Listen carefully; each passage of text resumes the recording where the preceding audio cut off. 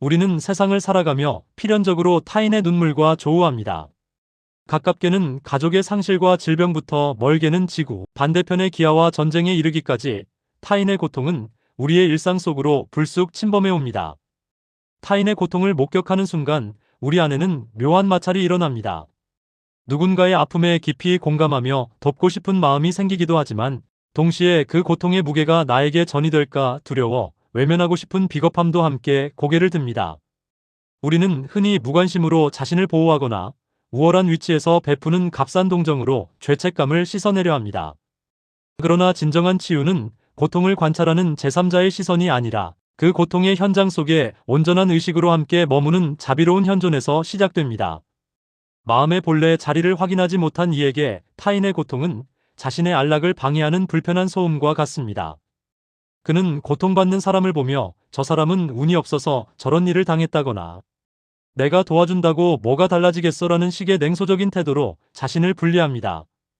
타인의 고통이 자신의 삶에 영향을 주지 않도록 감정의 벽을 높이 쌓으며 그것이 마치 이성적이고 현실적인 태도인 양 스스로를 속입니다. 이때 그가 느끼는 미묘한 평온은 타인의 불행을 발판 삼아 누리는 잔인한 안도감에 불과합니다. 그는 타인과 자신이 근원적으로 연결되어 있다는 사실을 망각한 채 좁은 자아의 성체 안에 갇혀 고립된 삶을 살아갑니다. 그는 무관심을 넘어 동정의 함정에 빠지기도 합니다. 동정은 상대방을 고통받는 나약한 존재로 규정하고 자신은 그보다 나은 위치에서 자선을 베푸는 시혜자라는 우월감을 제공합니다. 그는 슬퍼하는 사람 앞에서 섣부른 조언을 건네거나 나도 그런 적 있어라는 식의 자기중심적인 위로로 상대의 고통을 축소합니다. 이는 상대를 진심으로 위하는 마음이라기보다 고통받는 사람을 대하는 자신의 불편한 마음을 빨리 해소하기 위한 에고의 서두름입니다. 그는 동정을 통해 도덕적 만족감을 얻으려 하지만 정작 상대방의 영혼이 느끼는 깊은 고독과 절망에는 가닿지 못합니다. 그의 위로는 겉돌 뿐이며 오히려 상대에게 더 큰 소외감을 안겨주기도 합니다. 또한 그는 타인의 고통에 너무 깊이 함몰되어 스스로를 파괴하기도 합니다. 상대의 슬픔을 자신의 것으로 착각하여 과도한 감정이입에 빠지면 정작 고통받는 사람에게 필요한 평온의 지지대가 되어줄 수 없습니다. 그는 함께 울어주는 것만이 사랑이라 믿으며 불안과 우울의 소용돌이에 휩쓸립니다. 이는 자비가 아니라 감정의 전이일 뿐입니다. 타인의 고통에 질식된 상태에서는 명료한 지혜가 나올 수 없으며 결국 두 사람 모두가 어둠 속에서 길을 잃게 됩니다. 그는 타인의 짐을 대신 지려다 정작 자신의 삶조차 지탱하지 못하는 무력감에 빠지며 고통을 해결하지 못한다는 죄책감에 시달리며 현재의 평화를 잃어버립니다. 반면 마음의 본래 자리를 확인한 이의 풍경은 어두운 밤길을 비추는 고요한 등불과 같습니다. 그는 타인의 고통을 목격할 때 그것을 분리된 타자의 문제로 보지 않고 생명 전체가 겪는 공동의 진통으로 받아들입니다. 그는 고통받는 사람 곁에 머물 때 어떤 판단이나 평가도 하지 않습니다. 그저 따뜻하고 맑은 의식으로 상대의 아픔을 있는 그대로 비춰주는 거울이 됩니다. 그에게 자비란 무언가를 해주는 것이 아니라 아무것도 판단하지 않는 상태로 온전히 곁에 있어주는 현존 그 자체입니다. 그의 고요한 존재감은 상대방이 스스로 자신의 상처를 치유할 수 있는 안전한 공간을 마련해줍니다. 그는 동정 대신 공감을, 연민 대신 자비를 선택합니다.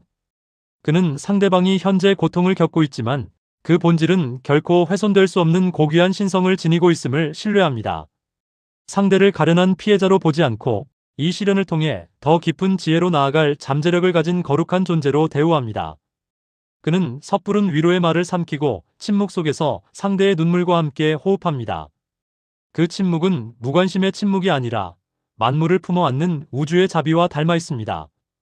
그가 뿜어내는 평온의 파동은 고통받는 사람의 요동치는 마음을 진정시키고 절망의 구덩이에서 스스로 일어날 힘을 줍니다. 그는 고통을 관찰하되 그 감정에 침몰당하지 않는 명료함을 유지합니다. 그는 타인의 아픔을 깊이 느끼면서도 자신의 내면 성소는 늘 고요하고 맑게 유지합니다. 이 고요함이야말로 고통받는 이에게 건넬 수 있는 가장 귀한 선물임을 알기 때문입니다.